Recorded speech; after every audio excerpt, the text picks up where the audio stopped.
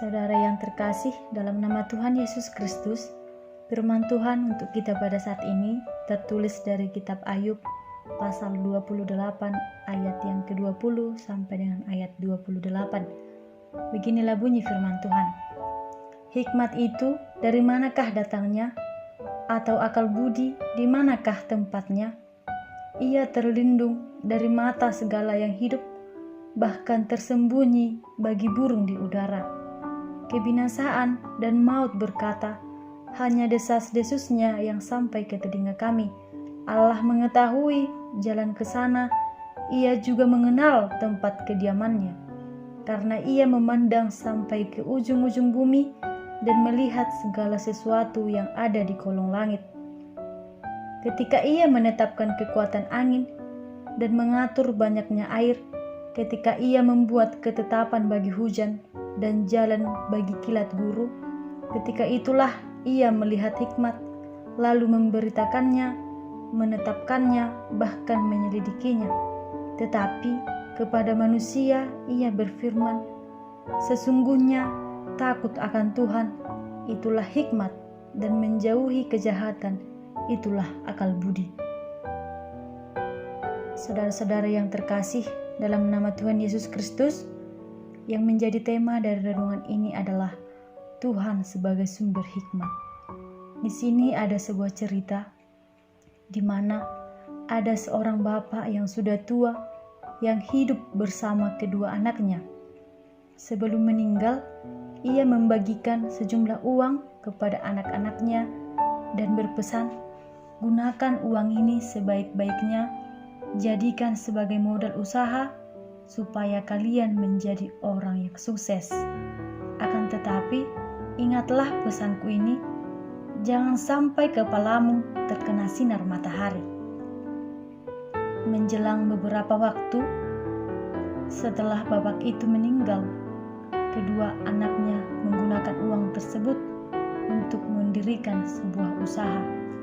Mengingat pesan ayahnya, setiap hari anak yang pertama datang dan pulang dari tempat usahanya dengan menggunakan payung. Ia berusaha melindungi kepalanya agar tidak terkena sinar matahari dan berharap usahanya dapat berhasil.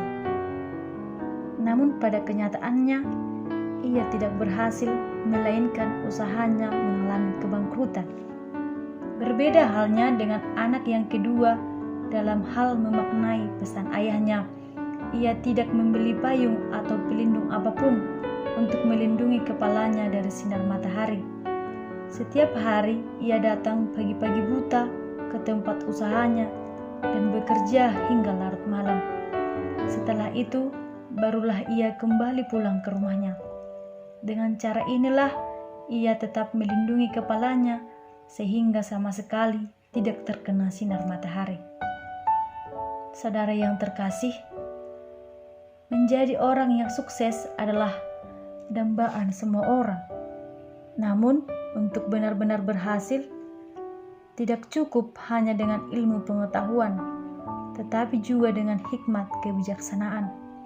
Kata hikmat dalam bahasa Yunani disebut sebagai Sophia, yang bersifat spiritual atau rohani yang dimiliki oleh setiap orang percaya.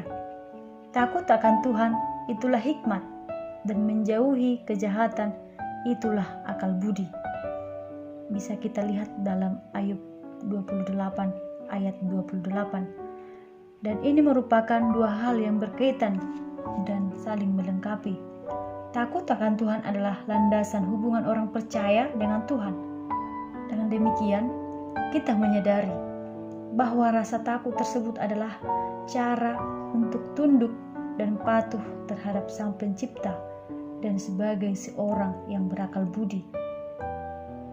Kitab Ayub ini adalah kitab yang berisikan hikmat yang menekankan bagaimana menjalani penderitaan hidup yang dimulai dengan adanya pembicaraan antara si iblis kepada Allah yang mencoba mencari kesalahan Ayub yang telah mendapatkan kepercayaan penuh dari Allah oleh karena iman dan kesalehannya, di mana Ayub tetap teguh dan bertekun dalam penderitaan yang diterima, baik secara jasmani maupun secara rohani.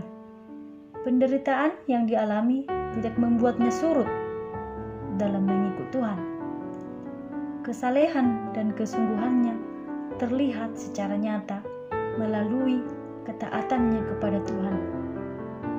Sehingga dengan penderitaan yang begitu panjang berakhir dengan limpahan berkat dan sukacita dalam hidupnya.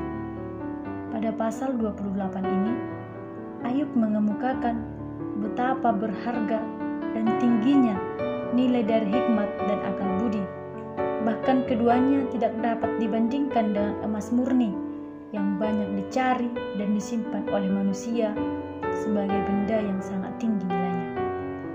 Manusia berusaha untuk mengumpulkan harta kekayaan duniawi yang sebanyak-banyaknya, namun Ayub mengatakan bahwa memiliki hikmat adalah lebih baik daripada mutiara atau emas murni. Pada ayat 28 ini, kita temukan jawaban dari Ayub, yaitu sesungguhnya takut akan Tuhan itulah hikmat, dan menjauhi kejahatan itulah akal budi. Saudara yang terkasih, mengandalkan Tuhan adalah bukti dari kesetiaan kita sebagai orang percaya. Saat ini banyak orang yang berbangga hati dengan menyatakan atau menganggap dirinya sebagai orang yang berakal budi oleh karena ilmu pengetahuan yang dimilikinya.